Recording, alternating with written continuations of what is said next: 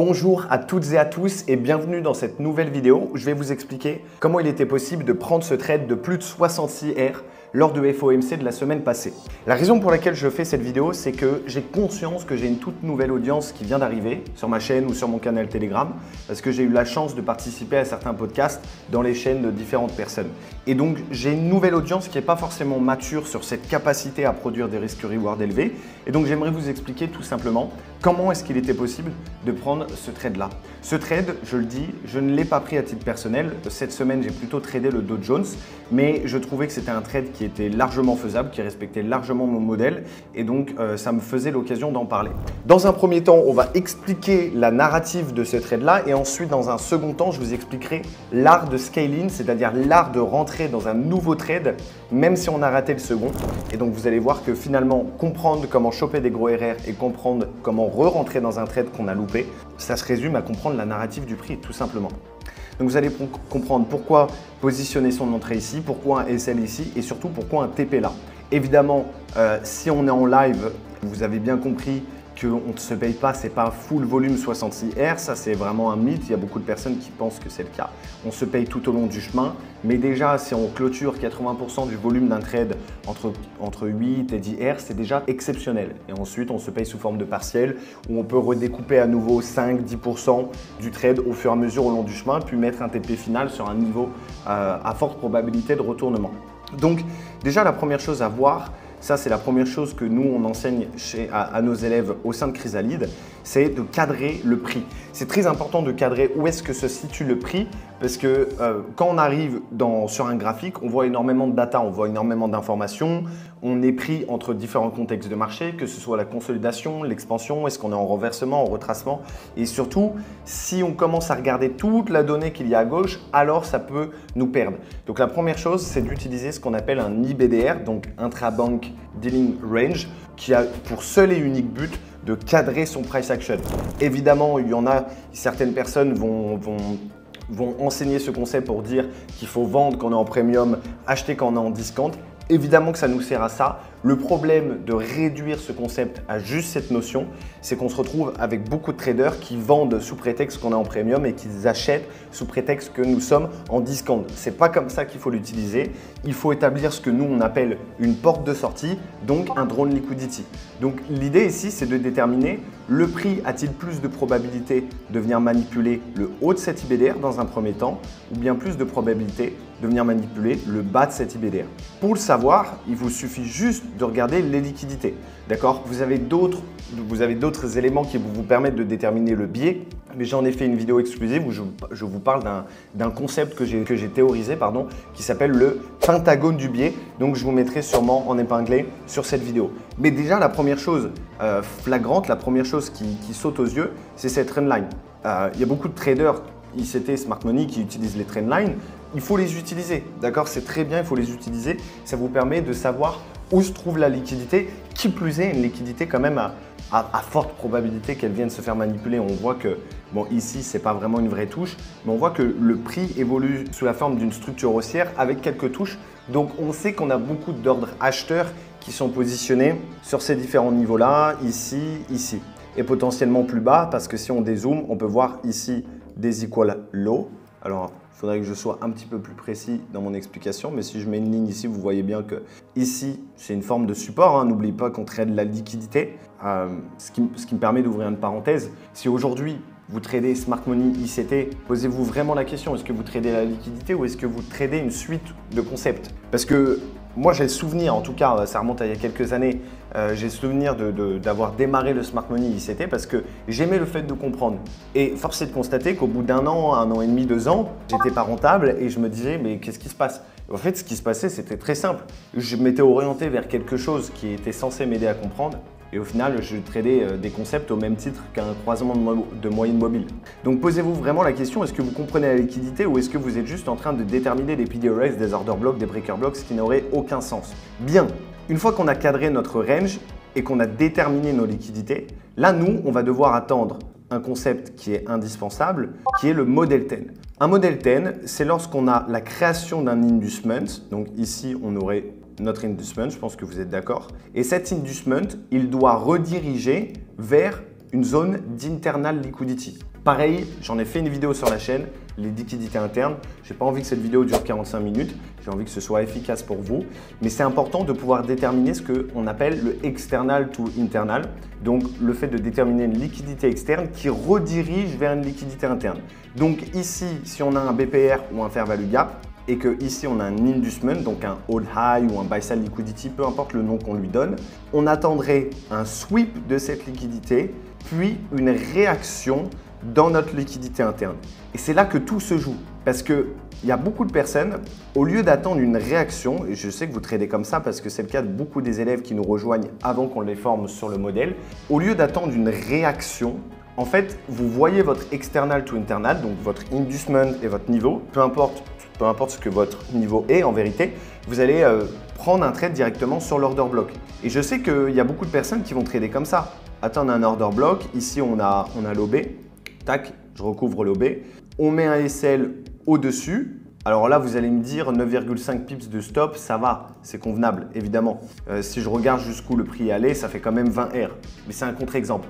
L'idée, le vrai secret pour choper des gros risques-reward, parce que je sais qu'il y a beaucoup de personnes qui n'y croient pas, c'est juste comprendre la fractalité du marché. Il vous suffit de regarder un graphique en monthly, en weekly, en daily pour vous rendre compte qu'en M1, le prix fait littéralement la même chose, avec évidemment plus de trappes pour les raisons que vous connaissez déjà, mais il vous suffit juste d'ouvrir les yeux pendant 1 à 2 semaines, de noter des choses sur un graphique pour comprendre que si vous comprenez l'histoire du prix, vous êtes capable de vous adapter, vous êtes capable de prendre des trades qui respectent complètement la narration. Et donc le véritable cheat code, une fois qu'on a cadré le prix, une fois qu'on a déterminé nos liquidités et par intermédiaire forcément notre biais, on va attendre un sweep de la liquidité externe, puis une réaction dans la liquidité interne, très important. La réaction, ça c'est un grand sujet, je pourrais en faire une vidéo. Chaque semaine, je le répète à nos élèves, le plus important, c'est pas d'avoir une pattern exacte. Parce que le prix parfois le fera en M1. C'est pas grave si vous tradez en M5 ou en M15 d'attendre systématiquement la même chose parce que forcément il y a moins de manipulation. Mais en M1, vous devez vous assurer de comprendre la vraie narration. Sinon vous allez rater plein de setups ou alors vous allez trader une fois tous les 15 jours. Ce qui à mon sens n'est pas le but si on fait du scalping intraday. Maintenant qu'on a ce schéma, donc external to internal, IBDR plus déterminer son biais, il nous suffit juste de vérifier qu'est-ce qui s'est passé là, tout simplement. Donc moi ce que je vous propose, c'est qu'on mette l'outil replay pour que ce soit plus clair et on va le faire ensemble. Donc ici, on a cadré notre IBDR. On voit une manipulation de liquidité qui se produit à 8h45, donc pendant la session de Londres. Cette manipulation, elle a lieu ici. Vous voyez, on a un inducement qui redirige vers quoi? Qui redirige vers un order block. Donc je vais prendre ici, ce sera plus clean. Et je vais mettre une autre couleur pour que ce soit bien visible. Donc on a une réaction dans un order block. Ici, je vais descendre dans leur time frame pour comprendre ce qui se passe. Évidemment que vous avez la possibilité, c'est tout à fait possible, vous avez la possibilité d'ici de vous dire « Ok, j'ai mon external to internal », on casse une structure. Ici, on voit une suite successive de manipulations. Vous voyez, cette mèche, elle se fait manipuler.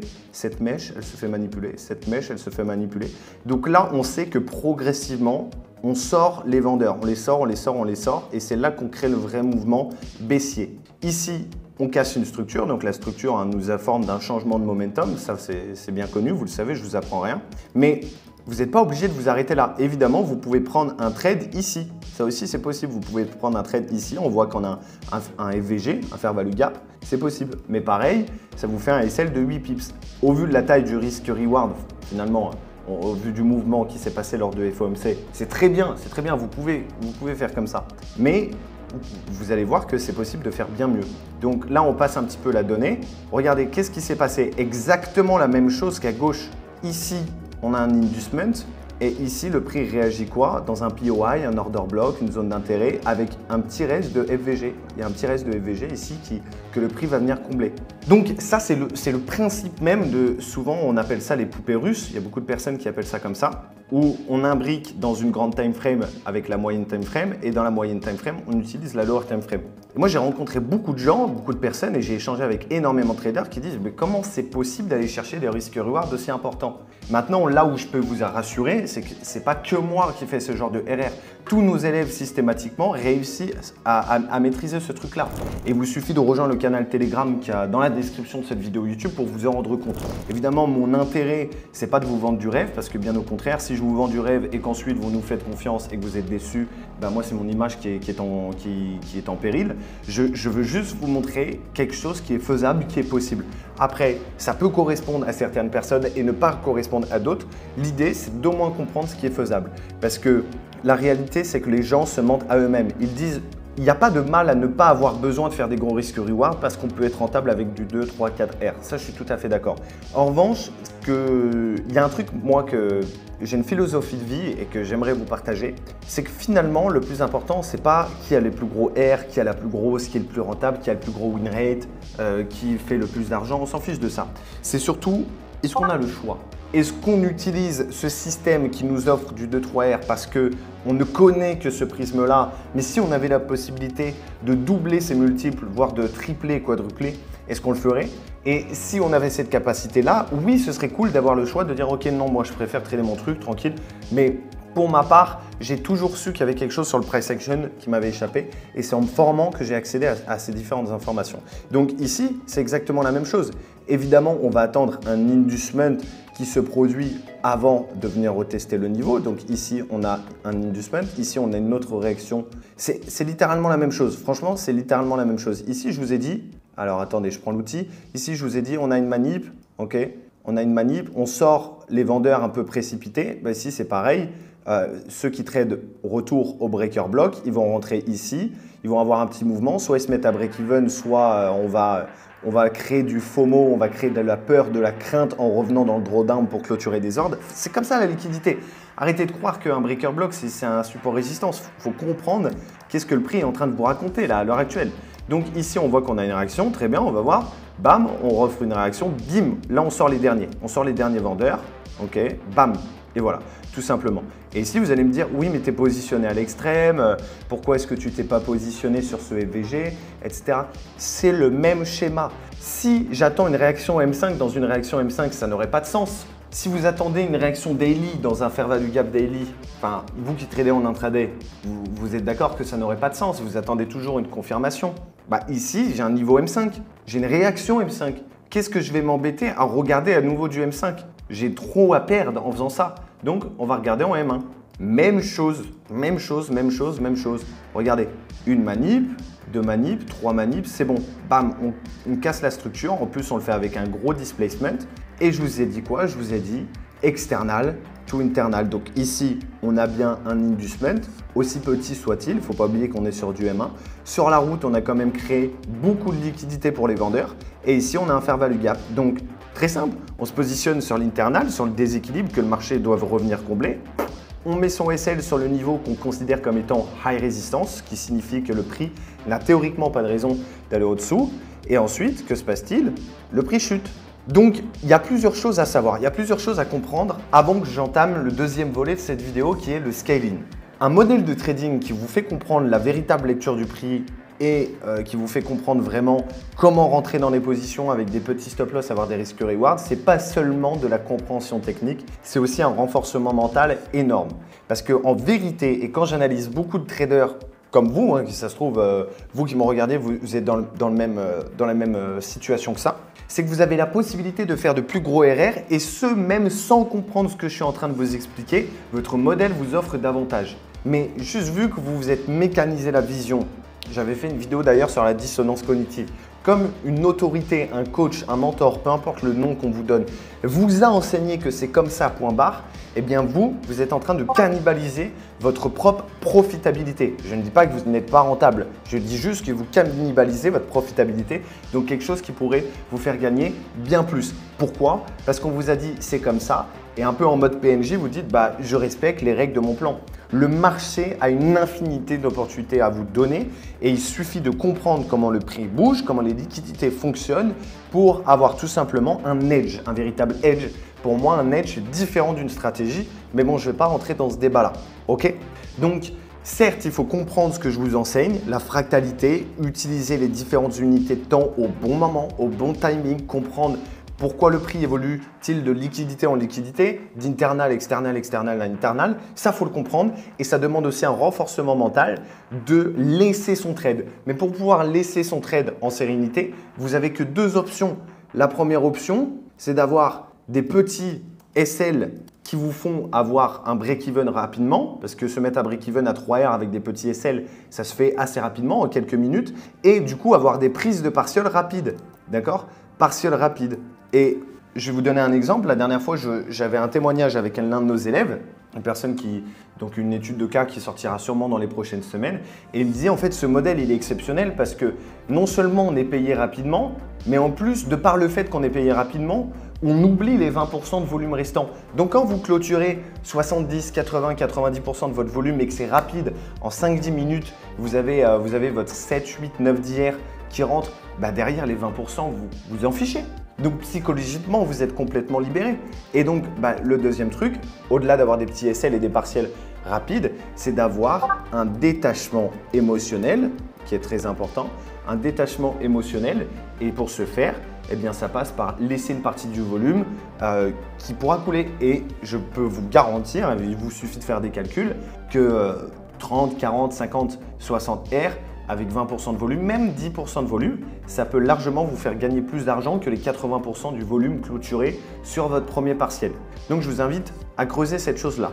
Donc, évidemment, juste pour finaliser sur ce trade, qu'on en termine, avant de vous expliquer le scaling, pourquoi ici se payer c'est intéressant, pourquoi j'ai mis une prise de partiel là. Alors évidemment, ça ne veut pas dire qu'on allait avoir le bon sens et la lucidité d'absolument mettre son TP final ici, pile là où il y a la réaction par hasard. Si vous aviez mis ici, c'est déjà quand même 40 R, c'est quand même énorme sur les equals, d'accord? Ou même tout au long du chemin, à l'origine de la trendline. En bref, on s'en fiche, il y a quand même 20 R d'écart, mais ici, on voit qu'il y a un bel order block bien isolé et regardez la réaction qu'il y a au corps. C'est assez fascinant quand même, il y a une réaction pile. Donc voilà, c'était juste pour vous expliquer au niveau du partiel. Maintenant, revenons-en à la notion de scaling. En fait, vous allez être surpris, la notion de scaling, c'est ni plus ni moins que la même chose, les amis. C'est la même chose. Donc, vous, quand vous avez votre opportunité de base ici et vous vous dites « Ah non, le prix il est parti sans moi, bon, ce sera sans moi, donc on revient demain ». C'est souvent la phrase des traders, c'est « Ok, je reviendrai demain, fin de journée ». Soyez d'astreinte, soyez patient, soyez calme. Vous allez voir qu'il y a beaucoup de choses, que vous allez rater. Ce qu'il faut comprendre, c'est les cycles de liquidité. Au même titre qu'ici, je vous ai dit création de liquidité external to internal, ce niveau est sécurisé.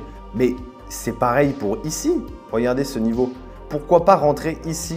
Et pourquoi pas rentrer ici? À chaque fois qu'il y a un inducement, regardez inducement, sweep, réaction dans un niveau, réaction. Inducement, sweep, réaction dans un niveau, on vient fermer le FVG, bam, réaction.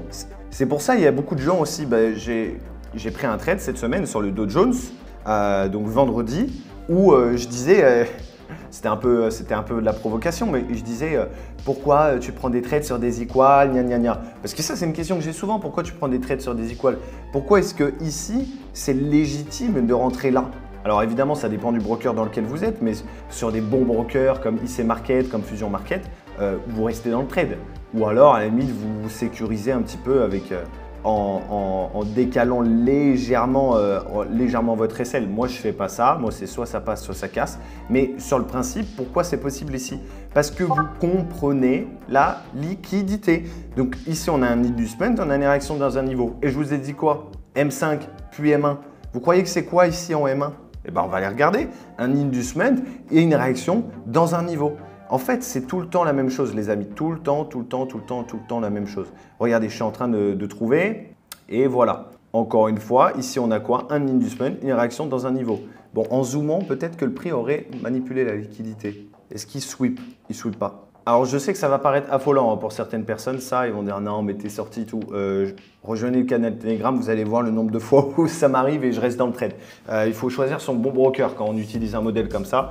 Je paye plus cher de commission, certes, mais au moins, je suis garanti qu'en termes de spread, j'en ai jamais. Voilà, donc Le scaling, c'est juste une question de repérer la création de liquidité, quelle est l'intention qu'on est en train de nous donner, quel est vraiment le momentum, quelle est la peur qu'on est en train d'instaurer. Il y a très longtemps de ça, j'ai fait une vidéo où je disais algorithme ou pas algorithme. En réalité, le marché, c'est juste le reflet de la psychologie humaine, le reflet graphique de la psychologie humaine. Il y a des gens qui diront non, FVG, ça a du sens. Que ça ait du sens ou non, le plus important, c'est de comprendre qu'il y ait un algorithme, qu'il y ait des robots, qu'il y ait des bots. Je veux bien l'entendre, mais si ces bots, si ces robots, si ces algos ont été créés, c'est qu'ils savent comment les émotions de l'être humain fonctionnent. Il ne faut pas croire, si vraiment les mecs ils manipulent les marchés, ils ont des milliards à mettre sur la table, s'ils ont des milliards, ils ne vont pas juste recruter les meilleurs programmateurs, ils vont aussi recruter les meilleurs psychologues, les meilleurs experts en psychologie, en nature humaine. Et il faut comprendre qu'est-ce que le marché, qu'est-ce qu'il est en train de vous créer, le FOMO.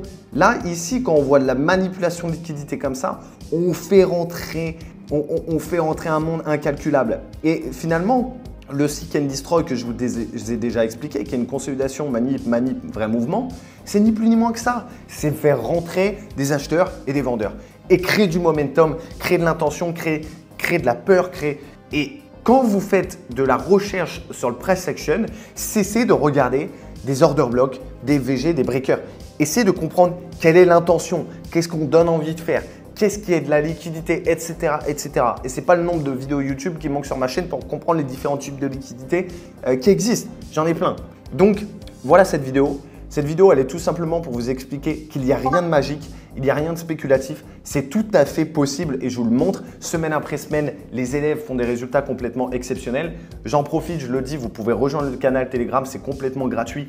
Quel est l'intérêt pour vous de rejoindre le canal Telegram? Déjà, d'une part, élargir votre écran radar parce que oui, je partage des résultats et oui, on en est fier et ça vous permet de voir parce que vous n'avez aucune raison de me faire confiance à travers cette vidéo car j'ai conscience que là, je vous présente quelque chose sur un marché qui est fini. Donc, c'est de l'inside. Je fais une rétrospective, mais vous pouvez voir semaine après semaine nos résultats avec les coachs et moi-même, les résultats de nos élèves, semaine après semaine.